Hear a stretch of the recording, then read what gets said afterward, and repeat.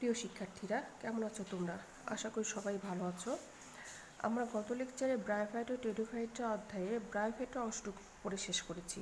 ওখানে শুধুমাত্র রিক্সা উদ্ভিদ ছিল। রিক্সা উদ্ভিদের বাহ্যিক গঠন পড়েছি, অভ্যন্তরীণ গঠন পড়েছি, আর রিক্সা উদ্ভিদের গুরুত্ব পড়েছি। তো এখানে আর সেরকম কোনো টপিকস নেই ব্রায়োফাইটের অংশটুকু থেকে। আজকে আমরা টেরিডোফাইটের অংশ থেকে পড়া শুরু করব। তো টেরিডোফাইটের অংশ থেকে আমরা যা যা পড়বো সেটা হচ্ছে টেরিডোফাইটের বৈশিষ্ট্য। এর কিছু সংজ্ঞা আছে, সেই সংজ্ঞাগুলো আমরা একটু আলোচনা করে নিব।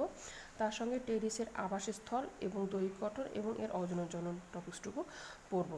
তো গত লেকচারের আলোকে আসলে তোমাদের কোনো প্রবলেম ছিল না রিক্সা থেকে, এর জন্য আজকে আর কোনো প্রবলেম আলোচনা নাই। আশা করি তোমরা সবাই সেটা ভালো করে স্টাডি করেছো বলেই কোনো প্রবলেম নাই। তো আজকে আমরা নতুন টপিকস পড়া শুরু করি। তো ঠিক আছে, চলো শুরু করা যাক। প্রথমেই আসি টেরিডোফাইটের বৈশিষ্ট্য। এই টেরিডোফাইটের বৈশিষ্ট্য আমার মনে হয় সবাই বলতে পারবে, কারণ আমরা যখন গত লেকচারে শুরু করেছিলাম গত লেকচারটা, তখন কিন্তু বেনথাম হুকের শ্রেণীবিন্যাস অনুযায়ী তোমরা সবাই এই বৈশিষ্ট্যগুলো বলতে পারবে। যেমন বেনথাম হুকের শ্রেণীবিন্যাস অনুযায়ী আমরা জানি এটা কিসের অন্তর্ভুক্ত? অপুষ্পক উদ্ভিদের অন্তর্গত। কি যেমন পৃথিবীর সমস্ত অপুষ্পক উদ্ভিদকে একটা কিংডমে ভাগ করা হয়েছে, তাই না? একটা ফাইলে ভাগ করা হয়েছে। তো সেটা হচ্ছে অপুষ্পক উদ্ভিদ ও সপুষ্পক উদ্ভিদ। তো অপুষ্পক উদ্ভিদের মধ্যে তিনটা বিভাগ আছে, তোমরা সবাই জানো, থ্যালোফাইটা, ব্রায়োফাইটা, টেরিডোফাইটা। তাহলে টেরিডোফাইটা অবশ্যই অপুষ্পক উদ্ভিদ। অপুষ্পক উদ্ভিদ, আর যদি অপুষ্পক উদ্ভিদ, অবশ্যই এটার ফুল হবে না, বীজ হবে না, তাহলে এটা অপুষ্পক আর অবীজী উদ্ভিদ। এবং একে মূল কাণ্ড পাতায় ভাগ করা যায়, মূল কাণ্ড পাতায় ভাগ করা যায়, এবং কাণ্ডটা রাইজোমে পরিণত হয়। কাণ্ডটা কিসে পরিণত হয়? রাইজোমে পরিণত হয়। এবং এই উদ্ভিদ যেটা, টেরিস উদ্ভিদ যেটা বা টেরিডোফাইট উদ্ভিদ যেটা, এটা সম্পূর্ণ হচ্ছে স্পোরোফাইটিক উদ্ভিদ, অর্থাৎ ডিপ্লয়েড। গ্যামেটোফাইটিক কী, স্পোরোফাইটিক কী, এটা আমরা যখন রিক্সা উদ্ভিদ আলোচনা করেছিলাম, গ্যামেটোফাইটিক ওই পর্যায়টা ওই সময় আমি তোমাদেরকে বলে দিয়েছিলাম যে গ্যামেটোফাইটিক কী, স্পোরোফাইটিক কী। তাহলে এটা হচ্ছে ডিপ্লয়েড উদ্ভিদ। অর্থাৎ একটা জিনিস মনে রাখবে যে ডিপ্লয়েড উদ্ভিদ মানে কিন্তু স্পোরোফাইটিক, আর হ্যাপ্লয়েড উদ্ভিদ মানে কিন্তু গ্যামেটোফাইটিক।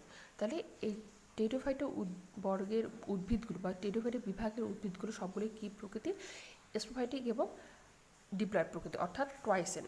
আমরা গ্যামেটোফাইটিক বলছিলাম এন, এবং এটা যদি ডিপ্লয়েড সেটা হচ্ছে ট্রাইসেন। ট্রাইসেন মানে স্পোরোফাইটিক, এবং এটাকে আমরা বলি সবসময় ডিপ্লয়েড। হচ্ছে এদের ভাস্কুলার টিস্যু আছে, তোমরা সবাই জানো এদের ভাস্কুলার টিস্যু থাকবে। ভাস্কুলার টিস্যু কাকে বলে? জাইলেম আর ফ্লোয়েমকে একত্রে ভাস্কুলার টিস্যু বলে। তাহলে এই সকল উদ্ভিদের কী আছে? ভাস্কুলার টিস্যু আছে। এবং এদের জননাঙ্গ বহুকোষী, জননাঙ্গ বহুকোষী, এবং জননাঙ্গের চারিদিকে বন্ধ্যাকোষের আবরণ থাকে। বন্ধ্যাকোষ কাকে বলে তোমরা জানো, আমরা গত লেকচারে পড়েছি। এতে ভ্রূণ সৃষ্টি হয়, ভ্রূণ সৃষ্টি হয়, এবং এদের স্ত্রী জননাঙ্গ অর্থাৎ স্ত্রী গ্যামেট নিশ্চল, এবং এদেরকে আর্কিগোনিয়ামে উৎপন্ন হয়। স্ত্রী গ্যামেট নিশ্চল আকারে একটু বড় এবং গোলাকার, এবং এরা কোথায় উৎপন্ন হয়?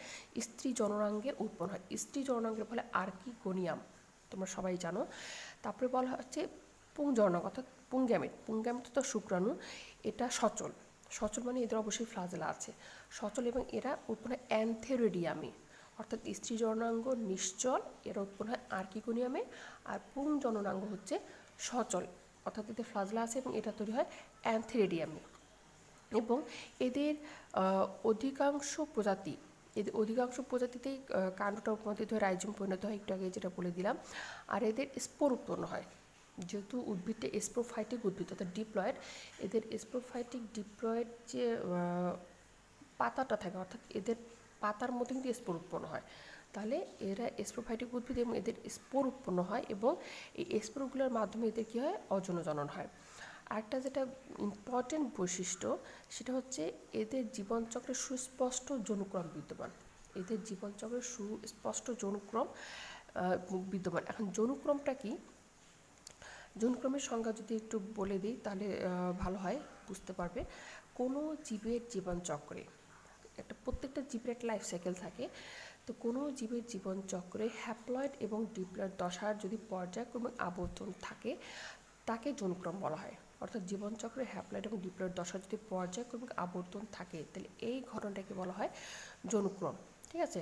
তো এই গেল মোটামুটি সংজ্ঞা। আশা করি সংজ্ঞাগুলো সবাই খুব ভালোভাবে বুঝতে পারবে, এবং এটা তোমাদের জন্য ইজি একটা বিষয় আমি জানি, যেহেতু আগেই তোমরা বৈশিষ্ট্যগুলো পড়ে ফেলেছো। এরপরে আসি সংজ্ঞা। এই টেরিডোফাইটা চ্যাপ্টারটা পড়তে কিছু কিছু সংজ্ঞা আসবে, তো সেই সংজ্ঞাগুলো আমরা একটু দেখে নিই। প্রথমে আসি ফার্ন বর্গীয় উদ্ভিদ।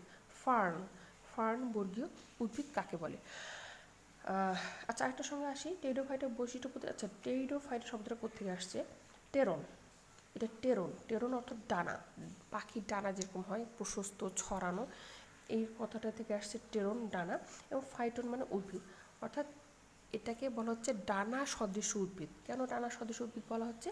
যে এদের যে পাতার যে গঠন, পাতার যে বিন্যাস, ছড়ানো ডানার মতো দেখতে, এই জন্য থেকে টেরিডোফাইটা, এখান থেকে টেরন ফাইটন ডানা উদ্ভিদ বা টেরিডোফাইট উদ্ভিদ বা পক্ষল ডানা বিশিষ্ট বা পক্ষল উদ্ভিদ বা ডানা বিশিষ্ট উদ্ভিদ বলা হয়। আচ্ছা, এবার আসি সঙ্গে ফার্নবর্গীয় উদ্ভিদ। এখন ফার্নবর্গীয় উদ্ভিদ, এই টেরিডোফাইটা বর্গের উদ্ভিদগুলোকে, টেরিডোফাইট উদ্ভিদগুলোকে ফার্নবর্গীয় উদ্ভিদও বলা হয়। যদি টেরিডোফাইট না বলে ফার্নবর্গীয় উদ্ভিদ, তাহলে একই সঙ্গে আসবে। কেন ফার্নবর্গীয় উদ্ভিদ বলা হচ্ছে? যে সকল ফার্ন আর ফার্ন যদি উদ্ভিদটা মিলেই কিন্তু টেরিডোফাইটার গঠিত বিভাগটার, তাহলে সকল ফার্ন আর ফার্ন উদ্ভিদ মিলে এই টেরিডোফাইটার বিভাগটা তৈরি করা হয়েছে। এই জন্য এটাকে, এই বিভাগটাকে ফার্নবর্গীয় উদ্ভিদও বলা যায়। এখন এই ফার্নবর্গীয় উদ্ভিদের আরেকটা সংজ্ঞা হচ্ছে যে ভাস্কুলার ক্রিপ্টোগ্যামাস বলা হয়। এই টেরিডোফাইট বা ফার্নবর্গীয় উদ্ভিদগুলোকে ভাস্কুলার ক্রিপ্টোগ্যামাস বলা হয়। কেন কেন বলা হচ্ছে? এই যে অপুষ্পক উদ্ভিদ, ক্রিপ্টোগ্যামাস বা ক্রিপ্টোগ্যামিয়া মানে হচ্ছে অপুষ্পক উদ্ভিদ, এই অপুষ্পক উদ্ভিদগুলোর মধ্যে সর্বপ্রথম ভাস্কুলার টিস্যুর উপস্থিতি লক্ষ্য করা যায়। এর আগে আমরা পড়েছি থ্যালোফাইটা, ব্রায়োফাইটা। তো থ্যালোফাইটা ব্রায়োফাইটার মধ্যে কিন্তু কোনো ভাস্কুলার টিস্যু ছিল না, কিন্তু এই টেরিডোফাইটার মধ্যে ভাস্কুলার টিস্যু উপস্থিতি দেখা গেছে এবং এটা অপুষ্পক উদ্ভিদ। এর জন্য এই সকল উদ্ভিদগুলোকেও কিন্তু ভাস্কুলার ক্রিপ্টোগ্যামাসও বলা হয়। এবার টেরিডোফাইটস। টেরিডোফাইটস কি? টেরিডোফাইটা বিভাগে সকল উদ্ভিদসমূহকে একত্রে টেরিডোফাইটস বলা হয়। আমরা যেমন ব্রায়োফাইটস পড়েছিলাম, ঠিক সেরকম টেরিডোফাইটস। তাহলে ব্রায়োফাইটা বিভাগের অন্তর্গত সকল উদ্ভিদগুলোকে একত্রে টেরিডোফাইটস বলা হয়। আশা করি সংজ্ঞাগুলো তোমরা সবাই পড়বে এবং বইয়ে খুব সুন্দর করে বোল্ড করে লেখা আছে, সহজেই চোখে পড়বে, তোমরা বই থেকে সুন্দর করে পড়তে পারবে। এরপর আসি টেরিসের আবাসস্থল এবং দৈহিক গঠন। এখন টেরিডোফাইটা বিভাগের একটা স্পেসিফিক উদ্ভিদ হচ্ছে টেরিস, যেটা সম্পর্কে তোমাদের সিলেবাসে ডিটেলস বলা আছে, পড়তে হবে এটা। তো এই উদ্ভিদের আবাসস্থল ও দৈহিক গঠন পড়ি। এখন টেরিস উদ্ভিদ কিন্তু তোমরা সবাই দেখছো। এখন কোথায় দেখছো? তোমরা ঢেঁকি শাক সবাই দেখছো, অনেকে, সবাই না দেখলেও অনেকেই দেখছো, অনেকেই খেয়েছো। তো এই ঢেঁকি শাকটাকেই কিন্তু মূলত টেরিস, বোটানিক্যাল ভাষায় টেরিস বলা হয়। এবার বুঝতে পারছো টেরিস আসলে কোনটাকে বলছি, আমরা কোন উদ্ভিদটাকে বলছি? আশা করি সবাই বুঝতে পারছো। আর যদি বুঝতে না পারো, বাজারে গিয়ে খোঁজ করবে যে ঢেঁকি শাক পাওয়া যায়, ও দেখলেই বুঝতে পারবে যে ও আচ্ছা, এটাকে টেরিস বলা হয় বোটানিক্যাল ভাষায়। তো ঠিক আছে, টেরিসের আবাসস্থল দৈহিক গঠন আমরা একটু ডিটেলস পড়ি। তো টেরিস এটা কোথায় জন্মে? এটা আসলে পুরাতন মানে যে জায়গায় স্যাঁতসেঁতে অবস্থা, একটু পানি ভেজা থাকে, সে জায়গায় জন্মায়। এবং এছাড়া পুরাতন ইটের দেয়ালে, ভাঙা স্তূপের ইটের স্তূপ থাকে, সেই স্তূপগুলোতেও জন্মায়।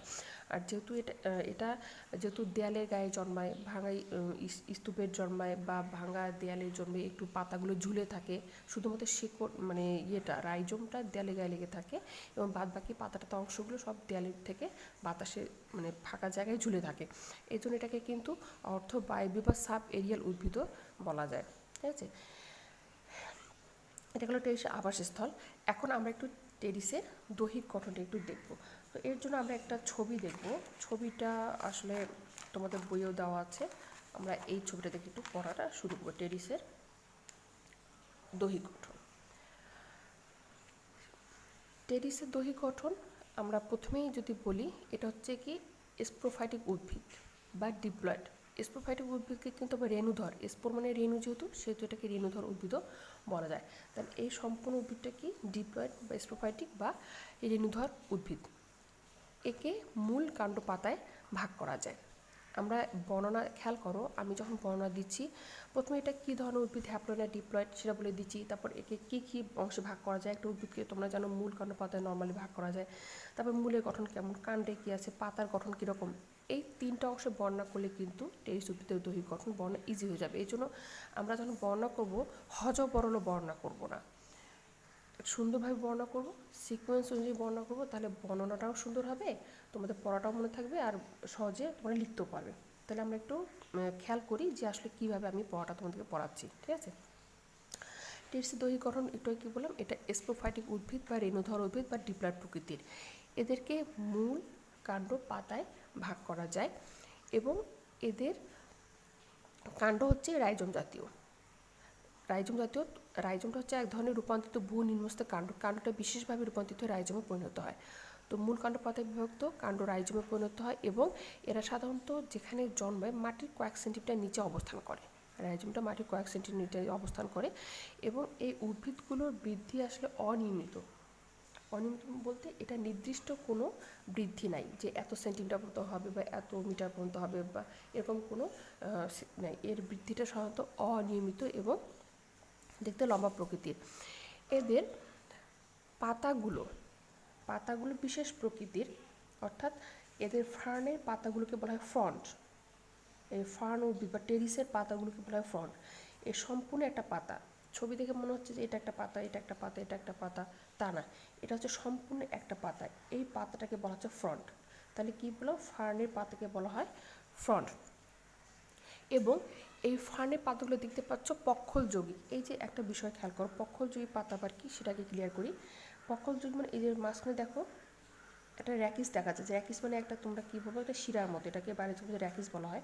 একটা র্যাকিস দেখা যাচ্ছে বা শিরা দেখা যাচ্ছে এবং এই শিরার দুই পাশে পাতা। আমরা সাধারণত নর্মাল পাতায় কীরকম দেখি, নর্মাল পাতায় দেখি যে এরকম একটা শিরা থাকবে, আমরা এরকম একটা পাতা, এটা একটা পাতা বলতে আমরা এই অংশটাকে বুঝি। কিন্তু ফার্নের পাতার ক্ষেত্রে এটা আসলে দেখো, এটা সম্পূর্ণ একটা পাতা, পাতার একটা মধ্যবর্গ শিরা চলে যায় এবং দুই পাশে ছোটো ছোটো পাতার মতো অংশ আছে। তাহলে এইটাই হচ্ছে সম্পূর্ণ একটা পাতা। তাহলে ফার্নের পাতাকে কী বলা হয়, ফার্নের পাতাকে ফ্রন্ট বলা হয়। এবং এই ফ্রন্টের প্রতিটি খণ্ডকে বলা হয় পিনা। এটা একটা পিনা, এটা একটা পিনা, এটা একটা পিনা, এটা একটা পিনা। তাহলে পিনাগুলো আসলে যুক্ত একটা সম্পূর্ণ ফার্নের পাতা তৈরি করে। তাহলে পিনা কোনটা, ফার্নের ফ্রন্টের প্রতিটি পত্রখণ্ডকে বলা হচ্ছে পিনা এবং সম্পূর্ণ মিলিয়ে একটা ফ্রন্ট। এবং এই পিনাগুলো সাধারণত অপোজিট হয়ে থাকে। অপোজিট মানে তোমার সাধারণত বিপরীত। দেখো এটা বিপরীত, এটা কখনো কোনো প্রজাতিতে একান্তর মানে স্লাইট একান্তর, হালকাভাবে একান্তর থাকতে পারে, একেবারে সম্পূর্ণ একান্তর। একান্তর আবার কি, তোমরা যেহেতু অঙ্ক করছো, গণিত করো, তাহলে তোমরা এগুলো জানো। একান্তর মানে এখানে একটা থাকবে, এখানে একটা থাকবে, এখানে একটা, এরকম একটা বিষয় একান্তর। আর অপোজিট মানে এটা জাস্ট বিপরীত, এটা জাস্ট বিপরীত, এটা হচ্ছে অপোজিট। তবে কোনো প্রজাতিতে একান্তরভাবে থাকতে পারে, কিছুটা একান্তর, যেমন এরকম একান্তর, স্লাইড একান্তর, ওটা চোখে মানে বোঝাও যাবে না, ধরাও যাবে না, স্লাইড একান্তরভাবে থাকবে। এটাকে বলা হচ্ছে হালকাভাবে একান্তর থাকে বা পাতাগুলো সবসময় অপোজিট। তো ফার্নের অধিকাংশ প্রজাতিতে পাতাগুলো অপোজিটভাবে অবস্থান করে, অর্থাৎ যে পিনাগুলো আছে এটা জাস্ট অপোজিট, পাতাগুলো অপোজিট। এবং এই পিনাগুলো কোনো বৃন্ত থাকে না, অর্থাৎ পিনাগুলো অবৃন্ত এবং এদের কিনারাগুলো মসৃণ থাকবে। অবৃন্ত মানে বোটা, এক সহজ কথা, যেটা পাতার বোটা থাকে, এই বোটা তোমরা আম, জাম, লিচু, কাঁঠাল, এই পাতাগুলো ধরার সময় তুমি তুমি একটা অংশ ধরো, ওটাকে বোটা বলা হয়। তো এই ফার্নের পাতাগুলো দেখো কোনো বোটা নেই, এখানে পিনাগুলোর মধ্যে কোনো বোটা নেই, জাস্ট সরাসরি এটা র্যাকিসের সাথে সংযুক্ত, এই জন্য বলা হচ্ছে অবৃন্ত। আশা করি বুঝতে পারছো। এখন এই কোনো উদ্ভিদের পাতাগুলো কিভাবে থাকে এই অবস্থাকে বলা হচ্ছে ভার্নেশন। অর্থাৎ ভার্নেশন বা মুকুল পত্র বিন্যাস, অর্থাৎ কচি অবস্থায় একটা উদ্ভিদের পাতা কীভাবে থাকে এই বিষয়টিকে বলা হয় ভার্নেশন। এখন ফার্নের পাতা তাহলে কীভাবে থাকে, এটা একটা সংজ্ঞা। ভার্নেশন কাকে বলে, যে কোনো উদ্ভিদের পাতা মুকুল অবস্থায় কীভাবে সজ্জিত থাকে এই বিষয়টাকে বলে ভার্নেশন। এই ভার্নেশন অনেক আবার সংজ্ঞা আছে, অনেক কী বলবো, অনেক ভ্যারাইটি আছে। তো সেক্ষেত্রে ফার্নের পাতাগুলো কচি অবস্থায় এরকম কুণ্ডলি পাকানো থাকে। ফার্নের পাতাগুলো কচি অবস্থায় এরকম কুণ্ডলি পাকানো থাকে। এই কুণ্ডলি পাকানো অবস্থাকে বলা হয় সারসিনেট ভার্নেশন। মনে থাকবে, একটা বললাম ভার্নেশন, অর্থাৎ কোনো উদ্ভিদের পাতা মুকুল অবস্থায় কীভাবে থাকে এটাকে বলা হয় ভার্নেশন। কিন্তু ফার্নের পাতাগুলো কচি অবস্থায় কীভাবে থাকে, এরকম কুণ্ডলি পাকানো অবস্থা থাকে, এই অবস্থাটাকে বলা হচ্ছে সারসিনেট ভার্নেশন। আর এই সারসিনেট ভার্নেশন পাতাকে হচ্ছে ক্রোজিয়ার। যখনই ক্রোজিয়ার শব্দটা ইউজ করা হবে তখনই তোমাকে বুঝে নিতে হবে যে এটা হচ্ছে ফার্নের কচি পাতা যেটা মুকুল কুণ্ডলিত অবস্থায় আছে। তাহলে ক্রোজিয়ার হচ্ছে কুণ্ডলিত কচি পাতাকেই বলছি আমরা ক্রোজিয়ার। আর ফার্নের পাতায় যে কুণ্ডলিত পেঁচানো অবস্থা থাকে, এই পেঁচানো অবস্থাটাকে বলা হচ্ছে সারসিনেট ভার্নেশন। আশা করি বুঝতে পারছো। এখন এই পাতা সম্পর্কে বর্ণনা গেল। এই ফার্ন উদ্ভিদের বা টেরিসের এই কাণ্ডের নিচের দিকে এবং রাইজোম, এই যে মাটির কাছাকাছি রাইজোম থাকে, এই রাইজোমটা এক ধরনের বিশেষ বাদামি পাতলা একটা আবরণ দিয়ে আবৃত থাকে, যেটাকে বোটানিক্যাল ভাষায় শল্কপত্র বলা হয়। একটা পাতলা একটা আবরণ দিয়ে আবৃত থাকে, এটাকে শল্কপত্র বা র্যামেন্টাম বলা হয়। এবং এই উদ্ভিদটা যখন পরিণত হয়, এই পরিণত পাতার ফার্নের পরিণত পাতা বা টেরিসের পরিণত পাতার নিম্নতলে বা এই কিনারা বরাবর এর যে অযৌন জননের জন্য যে স্পোর হয়, সেই স্পোরটা মূলত এই ফার্নের পরিণত পাতা কিনারায় তৈরি হয়। আশা করি বুঝতে পারছো। তাহলে এটাই গেল মূলত টেরিসের দৈহিক গঠন।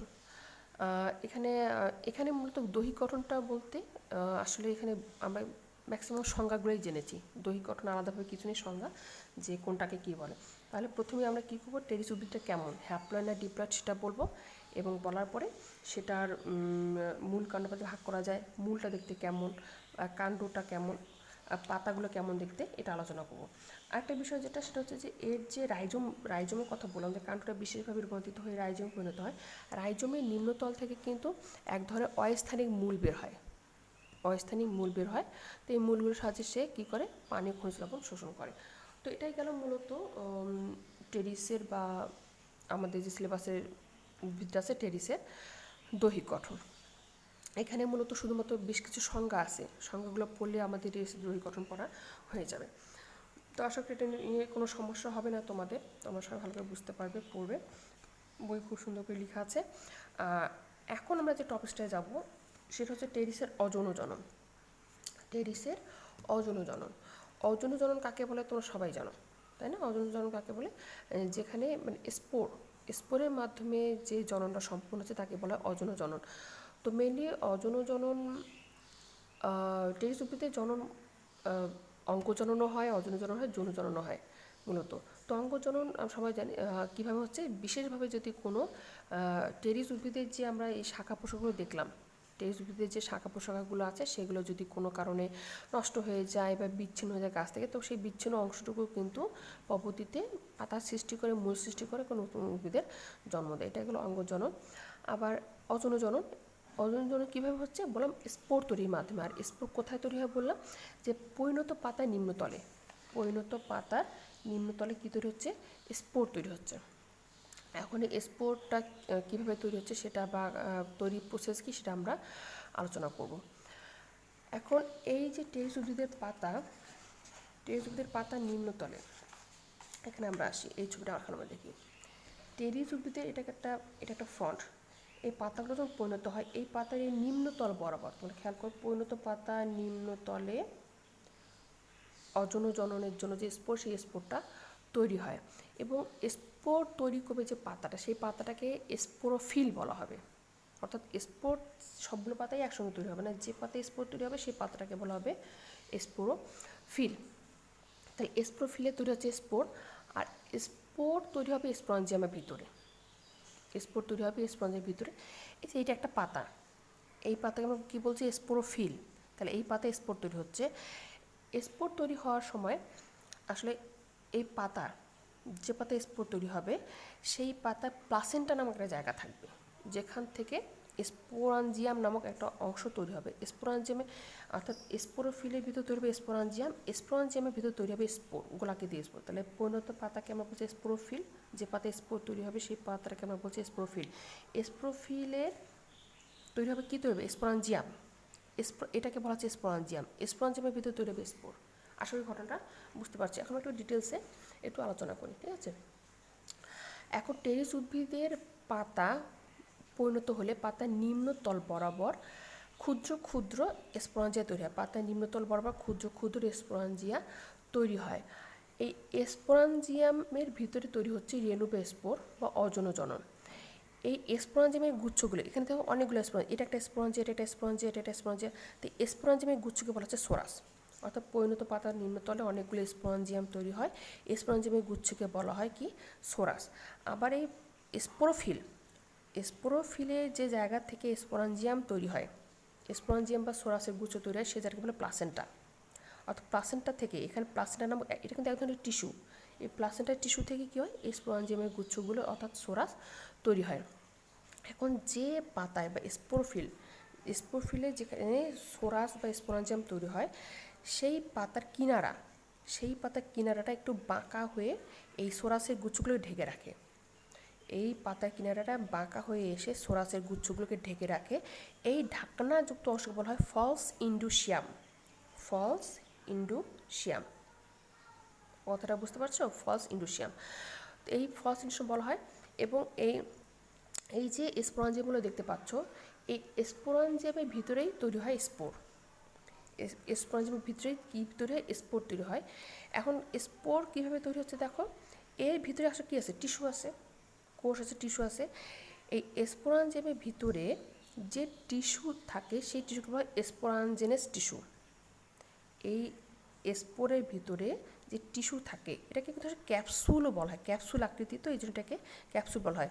তো যেহেতু এটা আমরা স্পোরাঞ্জিয়াম বলতেছি ক্যাপসুল আকৃতি, তো এই স্পোরাঞ্জিয়াম বা ক্যাপসুল আকৃতি স্পোরাঞ্জিয়ামের ভিতরে যে টিস্যু থাকে সেই টিস্যুকে বলা হয় স্পোরোজেনাস টিস্যু। স্পোর মানে স্পোর, জেনাস মানে উৎপত্তি। তার মানে এই টিস্যুগুলো থেকে এর ভিতরে টিস্যুগুলো আছে, টিস্যুগুলো থেকে স্পোর উৎপত্তি হয় বলে সেই টিস্যুগুলোকে আমরা বলছি স্পোরোজেনাস টিস্যু।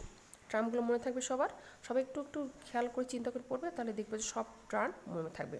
তাহলে স্পোরোজেনাস টিস্যু থাকে, এই টিস্যুগুলোকে আমরা স্পোর মাতৃকোষও বলা হয়। যেহেতু স্পোর তৈরি হয় এই টিস্যুগুলো থেকে, যে স্পোর মাতৃকোষ বলা যাচ্ছে। আর এই টিস্যুগুলো অবশ্যই হ্যাপ্লয়েড ডিপ্লয়েড হবে। একটু চিন্তা করো তোমরা, হ্যাপ্লয়েড ডিপ্লয়েড হবে? অবশ্যই ডিপ্লয়েড হবে, কারণ এই উদ্ভিদটা কী ছিল? ডিপ্লয়েড ছিল না? যদি উদ্ভিদ ডিপ্লয়েড হয় তাহলে এই স্পোরগুলো কোথায় তৈরি হচ্ছে? পাতায় তৈরি হচ্ছে, পাতাটাও ডিপ্লয়েড। পাতা থেকে যদি তৈরি হচ্ছে এই ক্যাপসুলটা ডিপ্লয়েড। ক্যাপসুলের ভিতরে যদি স্পোর মাতৃকোষ আছে, এই স্পোর মাতৃকোষটাও কী হবে? ডিপ্লয়েড হবে। এখন এই যে স্পোর মাতৃকোষ আছে বা স্পোরোজেনাস টিস্যু আছে, এই টিস্যুগুলোতে একটা বিভাজন হবে, এখন হবে মায়োসিস ডিভিশন হবে। এবং প্রত্যেকটা কোষ থেকে 4টা করে স্পোর তৈরি হবে। আমরা জানি যেহেতু কোষটা ছিল ডিপ্লয়েড আর ডিভিশন হচ্ছে মায়োসিস ডিভিশন, তাহলে যে স্পোরগুলো তৈরি হচ্ছে সেই স্পোরগুলো সবগুলো হয়ে যাবে হ্যাপ্লয়েড। ঠিক আছে? এভাবে একটা স্পোরাঞ্জিয়াম থেকে এই একটা স্পোরাঞ্জিয়াম থেকে 64টা পর্যন্ত স্পোর সৃষ্টি হতে পারে।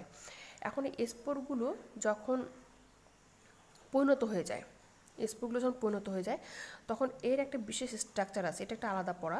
একটা বিশেষ স্ট্রাকচার আছে, এই স্ট্রাকচারের কারণে এর একপাশে কিছু পাতলা আবরণযুক্ত কোষ থাকে।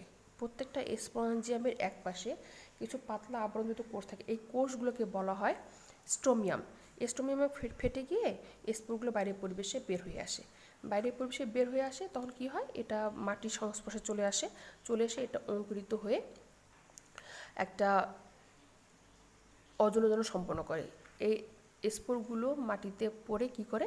অজনজনন সম্পন্ন করে এবং একটা গ্যাম্বোফাইটিক উদ্ভিদের সৃষ্টি করে। এটাই গেল মানে টেরিসের অজনজনন। এই পর্যন্ত এটা যে বর্ণ আছে এটা একটা আলাদা বর্ণনা, এটা আমরা অন্যদিন পড়বো। এটা একটা আলাদা বর্ণ আছে যে স্পঞ্জিয়ামে বর্ণনা দাও বা ক্যাপসুলে বর্ণনা দাও বা টেরিসের অজনজনন সম্পন্নকারী যেটা স্পঞ্জিয়ামে বর্ণনা, তো এটা আসতে পারে আলাদাভাবে, এটা আমরা অন্যদিন দেখব। তাহলে এখানে দেখো এর অজনজনন আমরা কী বললাম সেটা একটু আরেকবার দেখে নিই, তাহলে তো বুঝতে পারবে। হ্যাঁ, সবাই একটু মনোযোগ হও।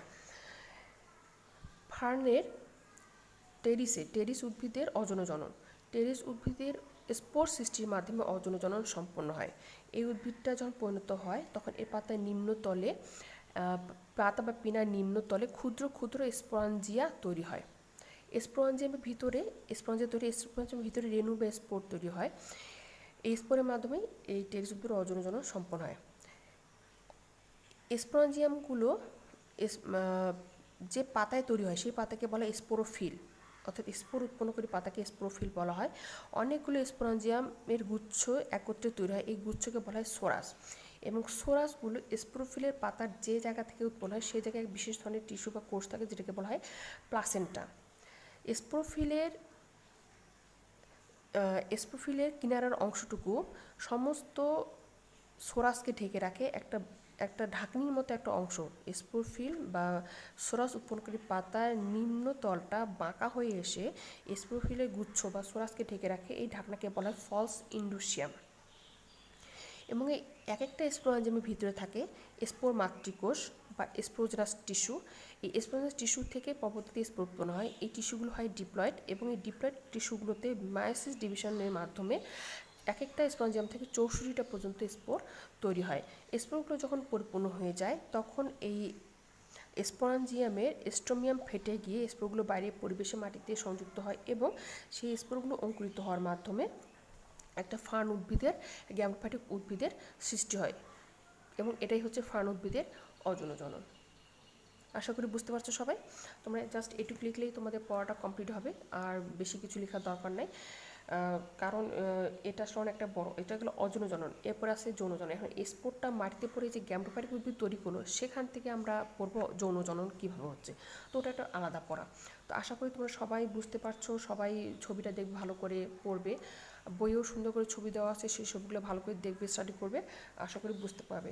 তো আজকে আমরা যে টপিক্সটা পড়লাম, আজকে আমরা যা পড়লাম সেটা হচ্ছে কি, টেরিডোফাইটা কাকে বলে, টেরিডোফাইটা উদ্ভিদের কিছু বৈশিষ্ট্য পড়লাম, টেরিডোফাইটার কিছু সংজ্ঞা পড়লাম, যে ফার্নবর্গীয় উদ্ভিদ কাকে বলে, ভাস্কুলার ক্রিপ্টোগ্যামাস কী, টেরিডোফাইটস কী, টেরিডোফাইটা কথাটার মানে কী, টেরিডোফাইটা উদ্ভিদের একটা, টেরিডোফাইটা বিভাগের একটা স্পেসিফিক উদ্ভিদ টেরিস, এই টেরিসের আবাসস্থল আর দৈহিক গঠন আমরা পড়লাম। খুব সুন্দরভাবে এটা বই সংজ্ঞা করে দেওয়া আছে, পড়লাম।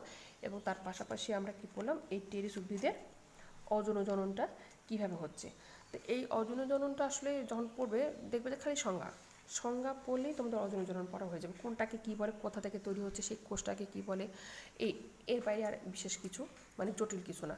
তো আশা করি সবাই তোমরা বুঝতে পারছো। টপিক্সটা সবাই ভালো করে বাসায় পড়বে, স্টাডি করবে। আর যদি কোনো সমস্যা থাকে অবশ্যই আমাকে লেকচারটা দেখে আমাকে মেসেঞ্জারে আমাদের গ্রুপটা আছে, অবশ্যই সেখানে গ্রুপে আমাকে কোশ্চেন করবে, ঠিক আছে। আশা করি সবাই বুঝতে পারছো। ধন্যবাদ সবাইকে।